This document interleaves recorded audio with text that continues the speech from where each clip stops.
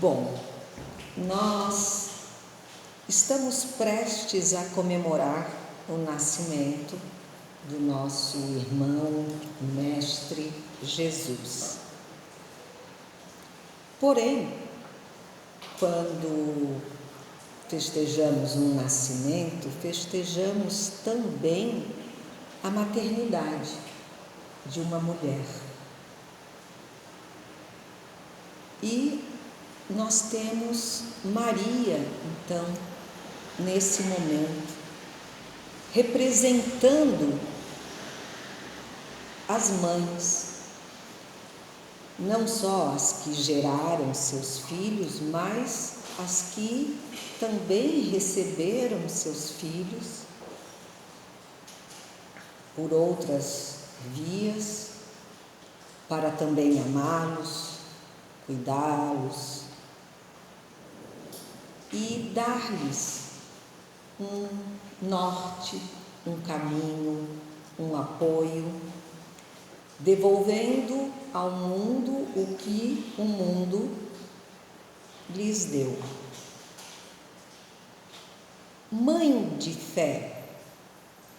Claro que, de certa forma, nós teríamos que falar de Maria, porque é aquela que, para nós, é o maior exemplo de entrega.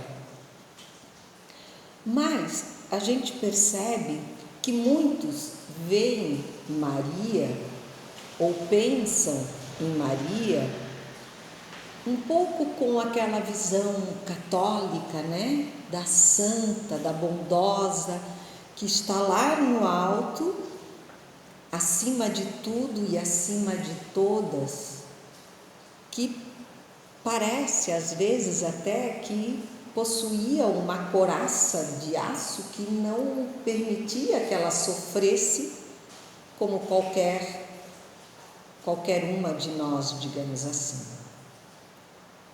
Mas não é bem assim, né? Maria, apesar de nós hoje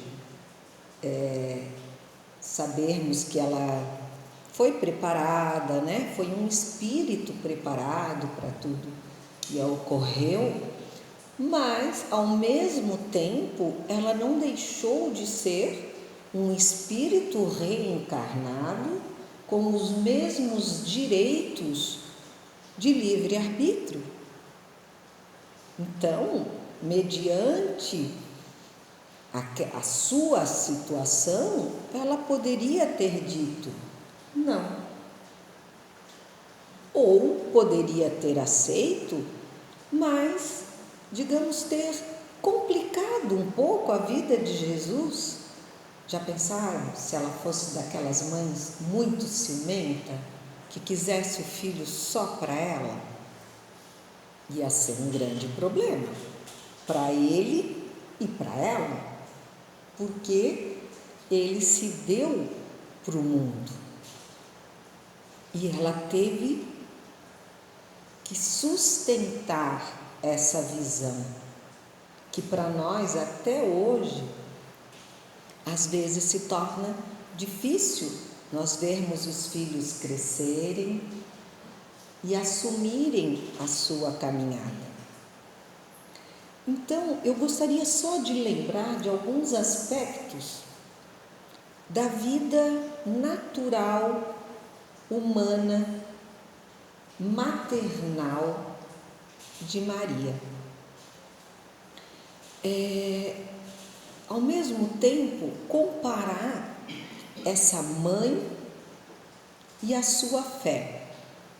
Se nós nos perguntássemos o que é fé, como nós podemos expressar a nossa fé? Talvez alguns dissessem: fé é confiança. Outros talvez dissessem: é uma crença. Crença significa acreditar em algo de forma tão intensa que dificilmente questionamos, né, a nossa crença, porque nós nos entregamos àquilo que acreditamos. Por isso, ter fé também significa ter credibilidade, ou seja, dar crédito àquilo ou a quem depositamos a nossa confiança ou a nossa fé. E Maria, uma jovem que tinha mais ou menos entre 17 e 18 anos, a idade dela ainda não é muito certa, né? Mas era uma menina, ainda mais hoje em dia, né? A gente voltou a chamar os adolescentes até os 20 e poucos anos. Parece que os filhos agora estão ficando mais adolescentes, estão se voltando de novo para casa, né? Ao invés de seguirem a sua caminhada. E para essa jovem menina, mulher, foi-lhe feito um pedido, que a gente chama de anunciação. Ela recebeu o exame positivo. Ela ia engravidar, ou ela estaria engravidando em breve, daquele que seria o Cristo enviado pelo nosso Pai. E ela foi a escolhida. E, mesmo em toda a sua juventude, ela se coloca como serva do Senhor. Cumpra-se em mim segundo a sua vontade.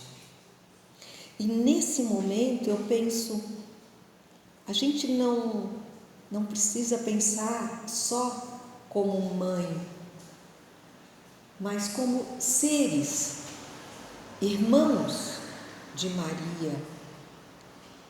E será que nós conseguimos nos colocar na vida, homens ou mulheres, da maneira como ela, tão jovem, se colocou? Cumpra-se em mim segundo a sua vontade. Porque normalmente nós brigamos com a nossa fé, porque a nossa vontade não é feita. E às vezes nós nos enterramos nesse conflito. Por que comigo? Por que comigo? Por que comigo não acontece como eu quero? Por que comigo dá tudo errado? E nós esquecemos de perguntar ou de afirmar: por que não comigo? Porque se eu estou recebendo é porque eu tenho capacidade. E Maria, quando ela diz: eis aqui a serva do Senhor, ela diz: tudo bem, se tu estás exigindo isso de mim, é porque tu crês em mim, meu Pai. Então eu estou aqui para servir. E muitos dos nossos conflitos são justamente por acharmos que as coisas não andam como elas deveriam ser, ou que não acontecem como nós gostaríamos que acontecessem. E vejam que Maria não teve facilidades. Ela era jovem, era noiva, mas saber que já iria engravidar e receber um filho, e como seria com José? E como seria com este homem de fé também?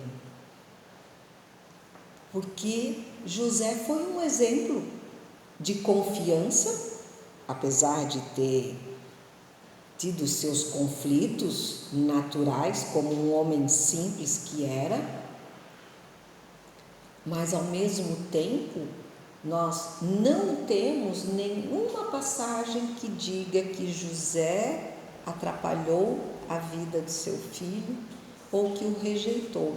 Muito pelo contrário, eles educaram tão bem Jesus, né, que ele trabalhou ao lado do pai como um bom filho, seguiu os exemplos do pai, foi um carpinteiro, cumpriu com os seus compromissos familiares.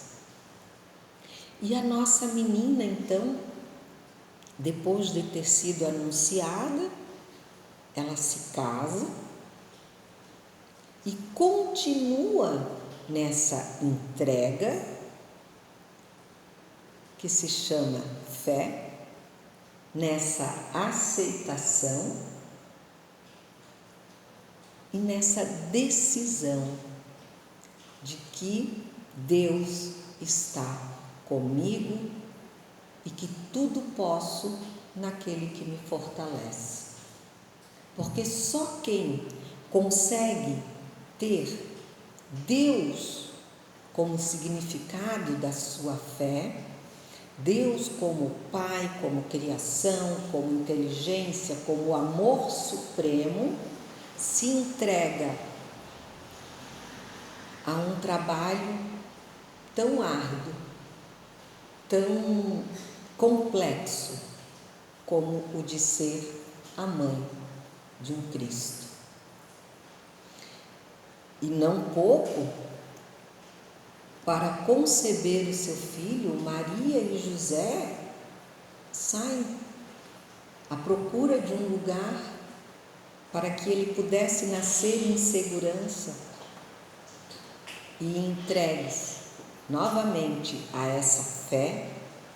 Cristo nasce, apesar de todas as dificuldades da caminhada, em uma manjedoura, sob o céu de estrelas, sobre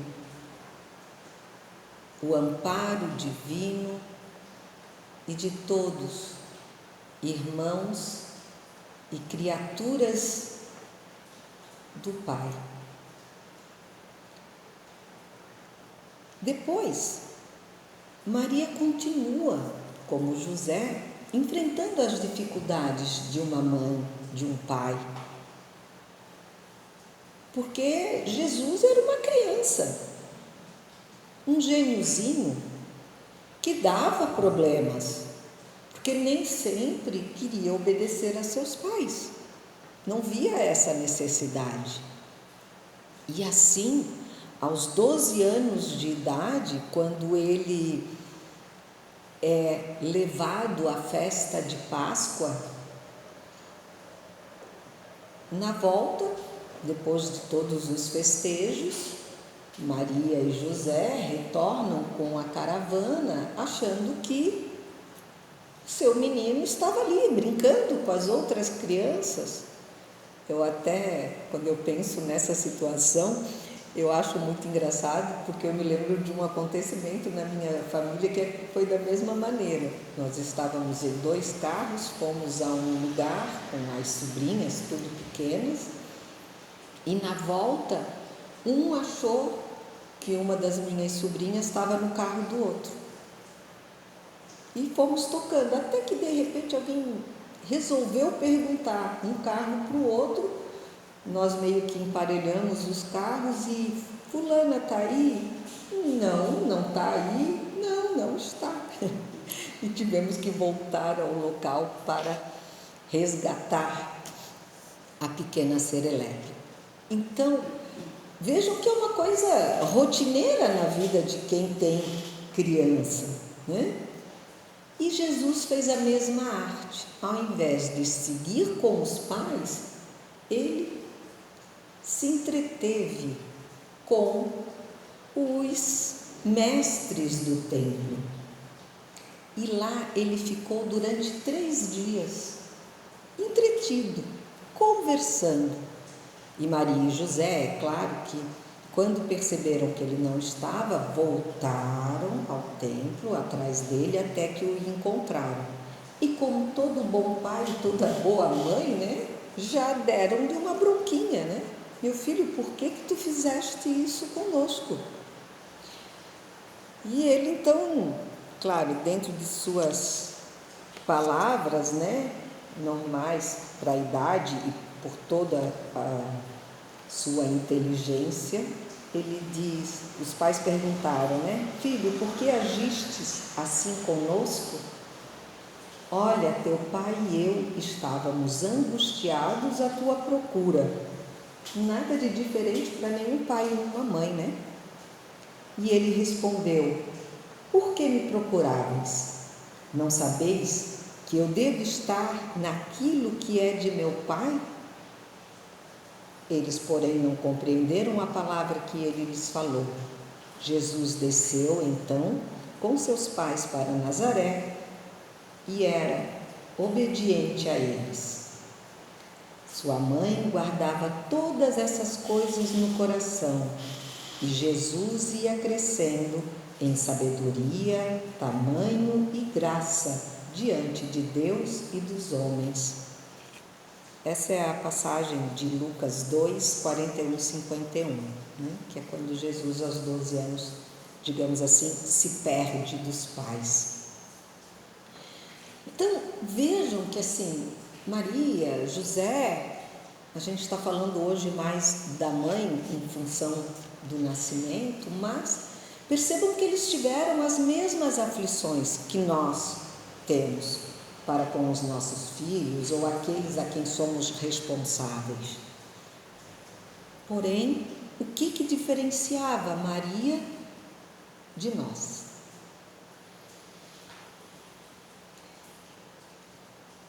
Com 30 anos, Maria, quando Jesus tinha 30 anos, Maria também passou pelo ninho vazio.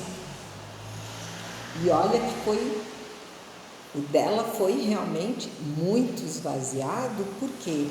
Porque Jesus disse, eu vou, e ele foi. Foi pregar, saiu ao mundo, e ela passivamente apoiou todas as vezes possível, esteve presente sempre que possível, mas nunca o impediu de seguir o seu caminho. Porque é isso que nós precisamos fazer com aqueles que amamos. É dar confiança a eles, apoio, presença, mas ao mesmo tempo deixá-los ir.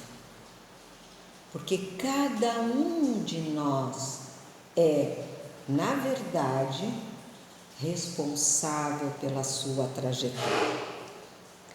Claro que dentro da potencialidade de cada um, né? Nós não vamos querer que uma criança de 3 anos fique em casa e se vire sozinho. Então, tudo tem um momento certo para acontecer. E assim foi. Jesus fez 30 anos, foi viver a sua vida, Maria se manteve dentro do possível próximo dele, né? Mas nós sabemos que naquele tempo as coisas não eram assim como hoje, a gente não consegue fazer uma chamada de vídeo para ver se o filho está coradinho, se emagreceu muito ou não, né? Se está com carinha de felicidade ou se está meio entristecido. Naquele tempo Jesus caminhava por vários lugares e nem sempre Maria podia estar ali. E aí percebam a sua aflição, quando ela também já sabia que ele seria perseguido. Em maior espanto ainda, a maneira como Cristo foi entregue por nós, seus semelhantes. Mas ela ali permaneceu. E, mesmo na sua partida, ela foi fiel.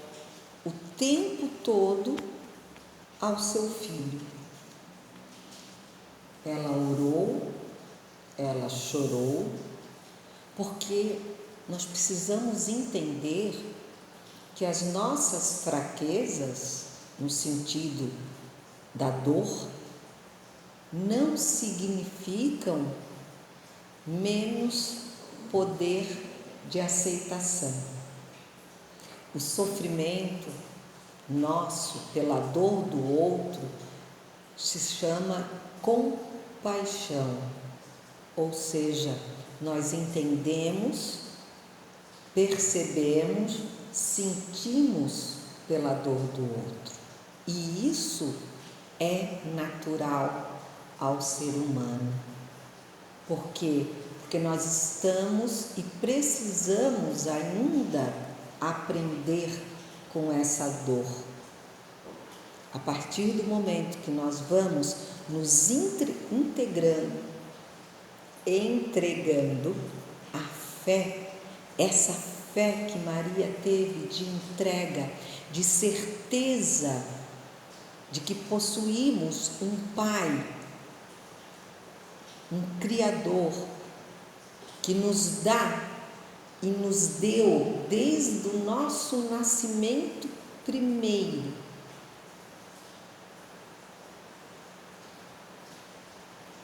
a força necessária para que passemos pelas angústias que nos são afligidas.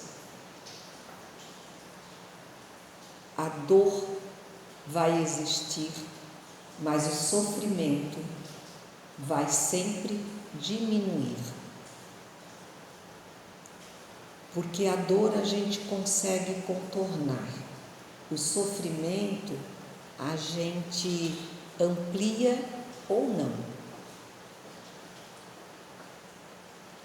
Sentir a dor da partida de um filho, imagina se Maria não sentiu. Ela também o teve em seu ventre, ela também segurou em seus braços, como todos que têm alguém sob sua responsabilidade. E ver a partida desses entes tão amados não é fácil para ninguém. Porém, sofrer desmedidamente por essa dor é falta de conhecimento, de aprimoramento e de amplitude naquilo que chamamos de fé. Por que daquilo? Porque a fé, ela vem junta com o conhecimento. Quanto mais nós alcançamos o conhecimento de que aqui é uma passagem, que a nossa vida, ela existe e será para sempre em outros planos, a gente diminui o sofrimento por aqueles que partiram e a gente ora para que eles estejam em um momento muito melhor do que o nosso e que eles encontrem esse crescimento no apoio da sua verdadeira casa, que é no plano espiritual, que é a nossa casa. E Maria, sabedora no seu íntimo, não na sua intelectualidade, mas no seu íntimo, pleno daquele amor e daquela crença, daquele crédito que ela deu aos anjos, que com ela sempre estiveram, após a partida de Jesus, o que ela faz? Ela vai trabalhar. Ela vai amparar aqueles que se sentiram desamparados pela partida do Mestre. Ela era a mãe dele e ela foi consolar aqueles que se sentiram abandonados pela partida do seu filho. E se isso não bastasse, Jesus, no final da vida terrena de Maria, vem dar mãos a ela e a conduz para o plano espiritual. E aí a gente pode dizer assim, pois é, né, mas tá vendo? Maria até teve esse privilégio de ter o seu filho buscando para conduzi-la ao plano espiritual. Mas nós também somos conduzidos. Se nós nos entregarmos à mão de todos os filhos que um dia passaram por nossas vidas, eles também nos virão receber, eles também irão nos conduzir. Porque filho é um estado momentâneo na nossa vida terrena. E qualquer um dos nossos irmãos que nos estenda a mão no horário da partida, pode sim ser olhado, se isso acalmar mais o nosso coração, como um dos nossos filhos. Porque Deus sempre nos propicia a presença desses ao nosso lado. Mas nem sempre nós abrimos os olhos para vê-los, para escutá-los ou para senti-los. Não como quem sente a carne, mas senti-los em nós, nas nossas percepções do caminho, nas vezes em que pensamos que deveríamos calar, mas acabamos falando, nas vezes em que algo nos diz para desistir e nós insistimos, ou às vezes em que nós queremos desistir e algo nos diz: continua, força, eu estou contigo. E quando a gente vai, que a gente se entrega nessa força que está dentro de nós, a felicidade é plena, pela certeza de que estamos nos conduzindo ao caminho do amor e dessa fé que Maria nos foi exemplo, testemunha de poder. Ela pôde e todos nós podemos, como ela, seguir, nos entregar, nos colocarmos como servos do Senhor, deixando que Ele cumpra em nós segundo a sua vontade. Ai, Mauri, mas qual é a vontade de Deus? É muito difícil saber isso, entender que é a vontade de Deus. A vontade de Deus é a que está na nossa mente, na nossa consciência, na nossa tranquilidade, na nossa paz, na nossa harmonia, traduzida em voz interior. Tem uma coisa dentro de mim que está me dizendo para fazer isso ou fazer aquilo. Escutemos. Esse momento é para isso, para percebermos, não somente através dos festejos de mais um ano de vida, de exemplo que se iniciou no nascimento do nosso Cristo, irmão e mestre Jesus, mas de tudo que em torno dele e com ele se tornaram comunicantes, exemplos vivos das potencialidades que temos cada um de nós em nós mesmos. Então, não tenhamos medo, lidemos com ele. Precisamos conviver, porque o medo é uma forma de dizer, presta atenção. Mas não é uma forma de coibir o nosso passo. Precisamos entender, prestar atenção, ir com fé não é se atirar de um precipício, mas é procurar a ponte para atravessar.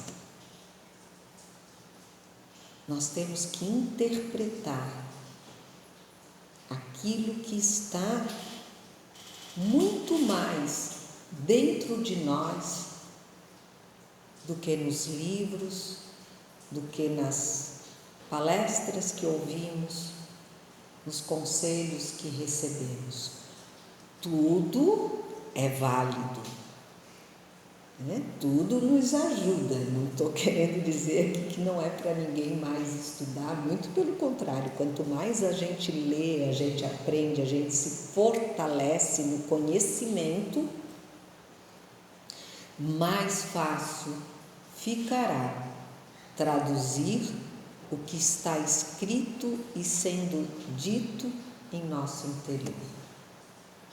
Então, que nesses momentos possamos lembrar que Maria pôde e nós também podemos. Obrigada a todos, obrigada pela casa, pela acolhida e até breve. Que Deus nos abençoe.